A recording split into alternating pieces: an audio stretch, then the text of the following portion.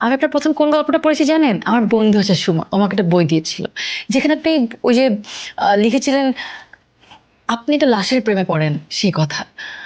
ওটা পড়ে তো আমি অনেক অবাক হয়ে যাই। একটা মানুষ ভালোবাসার কথা এত সুন্দরভাবে বলতে পারে, একটা মানুষ এত সুন্দর করে কিভাবে লিখতে পারে। আপনি তো আবেগ নিয়ে ভালোবাসার বর্ণনা দিয়েছিলেন।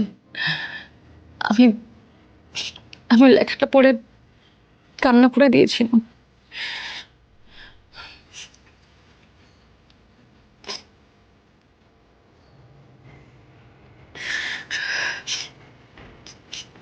জানেন ওটা, তারপর আমার আম্মু কি বলেছে, বলছি তুই বই পড়বি না, এসব বাদ। তিশা নামের এই অদ্ভুত মেয়েটা কফি শপে বসে আমার সামনে অনর্গল কথা বলে যাচ্ছে, কিন্তু তারপরও আমি একটু বিরক্ত হচ্ছি না, কারণ তার কথা বলার ভঙ্গিটা খুব মিষ্টি। মুগ্ধ হয়ে শুধু তাকিয়ে থাকতে ইচ্ছা করে। ওর কথাগুলো যেন সমুদ্রের ঢেউয়ের সাথে ভেসে বেড়ানো বাতাসের শব্দের মতো, সুরেলা এবং কোমল। এই যে সোহেল, হ্যালো, শুনছেন আপনি আমার কথা? হুম, শুনছি। আহ, কি যেন বলছিলেন? বলছি আপনি কি সিঙ্গেল? আমি হ্যাঁ আপনি সিঙ্গেল নাকি গার্লফ্রেন্ড আছে? নেই, সিঙ্গেল। আমিও সিঙ্গেল। আজকালকার ছেলেদের যে অবস্থা, এদেরকে কি বিশ্বাস করে প্রেম করা যায় বলেন? এদের তো মুখে এক আর মনে এক। ঠিক বলেছেন। আপনি খাচ্ছেন না কেন? আমার আমার কাজ আছে, আমি আজকে যাই। ঠিক আছে, তাহলে আপনার ফোন নাম্বারটা দেন। কি হলো দেন? আমার হ্যাঁ আপনার।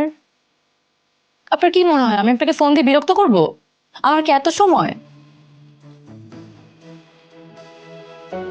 কি ব্যাপার দেন? হুম, নাকি আপনি নিজে নামা নিজে ভুলে গেছেন কোনটা? নাম্বার দেন, সমস্যা নেই। হুম, নেই।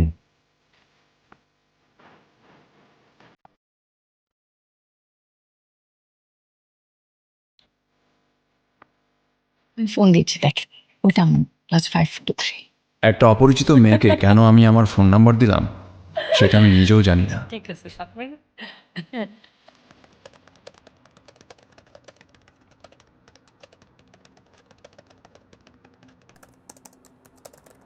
ভাইয়া, এখনো আমার ওয়াশরুমে পানি আসতেছে না। দুপুরে তোকে বলে গেলাম মিস্ত্রি এনে দেখাতে। আমি লেখালেখিতে ব্যস্ত ছিলাম। ওকে, ভালো, তুই লেখালেখি করতে থাক। পানির লাইন ঠিক না হওয়া পর্যন্ত আমি তোর ওয়াশরুম ইউজ করব। এখন আমি শাওয়ারে যাব, আমার দেরি হবে। একদম বিরক্ত করবি না।